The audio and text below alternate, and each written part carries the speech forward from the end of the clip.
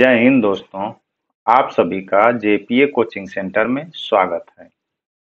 आज की क्लास जो है नंद वंश के उत्थान और पतन पर आधारित है, जिसको हम फ्लो चार्ट के माध्यम से समझेंगे। ये कुछ ही मिनट में आपको जो है नंद वंश की पूरी कहानी यहाँ पे दिखा दी जाएगी। तो आइए अब हम अपनी क्लास की तरफ चलते हैं। नंद वंश जो इसमें इनका उत्थान और पतन क्या रहा। नंदवंश को मुख्यतः 4 भागों में बांटा गया। पहला है वंश का संस्थापक, दूसरा है उत्तराधिकारी और धनानंद, तीसरा है पतन के कारण और चौथा है अंत और नया युग। इस तरह से ये नंदवंश को 4 भागों में बांटा गया। तो नंद वंश की जो स्थापना हुई, इसको जो है मुख्यतः इसे भी 4 भागों में बांटा गया। पृष्ठभूमि, मूल, उद्देश्य और विजय और उपलब्धि और उपलब्धियां। पृष्ठभूमि में क्या रहा कि नंद वंश की जो संस्थापक कौन थे? महानंद थे, महापद नंद थे। उन्होंने जो है शिशुनाग वंश की कमजोरी का फायदा उठा करके जो है नंद वंश की स्थापना की।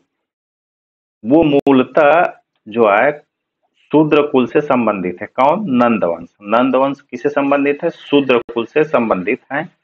और ये समाज द्वारा क्या थे? उपेक्षित थे। इनका मुख्य उद्देश्य क्या करा? इनका मुख्य उद्देश्य जो है क्षत्रिय राजाओं का अहंकार तोड़ना। नंदवंश में क्या था? ये क्षत्रिय राजाओं का अहंकार तोड़ना था। फिर मगध साम्राज्य का विस्तार करना था। साम्राज्य विस्तार में उत्तर से गोदावरी यानी दक्षिण तक इनका विस्तार था। इनकी उपलब्धियां क्या थीं? ये एकरथ की उपाधि जो धारण किए थे। एकरथ को हम जो बोलते हैं पूरी धरती का मालिक, एकरथ का मतलब है। और इनको ही जो है हम दूसरा परशुराम के नाम से जाना गया। किसको? नंदवंश को।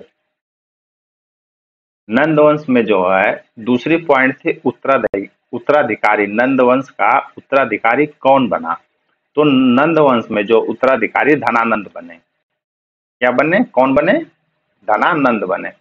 उन्होंने जो है महापद नंद के 8 पुत्र थे। जो 8वें पुत्र वो कौन थे? धनानंद थे। और वो उनका नाम ही जब धनानंद है तो वो सबसे काफी प्रसिद्ध थे।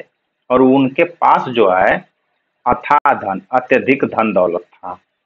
और जो धनानंद के पास एक विशाल सेना थी। विशाल सेना में जो है लाखों सैनिक थे, हजारों हाथी थे और असंख्य घोड़े और रथ थे। क्या थे? असंख्य रथ और घोड़े थे। इसी की वजह से जो है सिकंदर ने जब यह सुना कि धनानंद के पास इतनी सारी सेनाएं हैं, तो वह अपनी सेना को आगे बढ़ने से रोक दिया और वह भय खाने लगा, यानी डरने लगा। किससे? धनानंद से। तीसरी पॉइंट में है आपकी पतन के कारण, यानी नंदवंश का जो पतन किस कारण से हुआ। नंदवंश का जो पतन, तो नंदवंश का पतन जो है धनानंद की कमजोरी से होने लगा। और धनानंद की कमजोरी क्या थी? वह अत्यधिक लालची और घमंडी हो गया। कौन? धनानंद। फिर उसके बाद जो है प्रजा पर कठोर वसूल करने लगा। जो प्रजा थी उस पे कठोर कर की जो है वसूली करने लगा। और प्रजा इसी से दुख दर्द सहने लगी और वह प्रजा की बात भी नहीं सुनता था। कौन? धनानंद। और उसी समय जो है चाणक्य, जिसको हम लोग आज कौटिल्य के नाम से जानते हैं, उस समय भी जाना जाता था, उनका आगमन हुआ। वो उनके दरबार में गए। जो जब दरबार में गए तो उन्होंने जनता की बातें रखी। तो धनानंद ने क्या किया कि चाणक्य की काफी अपमान किया या बेइज्जती की। तो उसी समय जो है नंदवंश को मिटाने का संकल्प लिया। कौन? चाणक्य ने। और जनता तो पहले से ही असंतोष थी, तो इसी का फायदा उठाकर चाणक्य ने जो है धनानंद को पतन के मोड़ पर ले गए।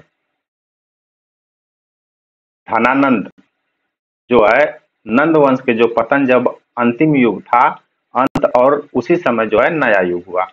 तो उसमें षड्यंत्र कौन रचे थे? चाणक्य के द्वारा यह षड्यंत्र रचा गया था। तो उस समय देखा गया कि कौन योग्य है नंद वंश के बाद जब नया युग आएगा यानी नया वंश जाएगा तो कौन उस समय योग्य। तो चाणक्य ने जो है चंद्रगुप्त मौर्य का नामक का एक युवक था जिसको उन्होंने सिलेक्ट किया, और फिर उसके बाद जो है चंद्रगुप्त मौर्य जो है धनानंद पर चढ़ाई किए, जिसमें कि परिणाम यह रहा कि धनानंद जो है हार गया, और इस नए वंश का जो नंद वंश का अंत जो है 321 ईसा पूर्व में समाप्त कर दिया।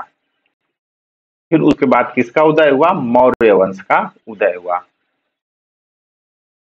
और यही जो है भारत में पहली बार लगभग एकजुट किया गया। क्या हुआ? भारत में जो है पहली बार एकजुट हुआ किसके शासनकाल में? मौर्य वंश जब उदय हुआ उसी के शासनकाल में जनता और राजा जो है एकजुट हुए। इस तरह से दोस्तों ये नंद वंश का जो है उत्थान और पतन का पूरा वीडियो आपको यहाँ पे दे दिया गया।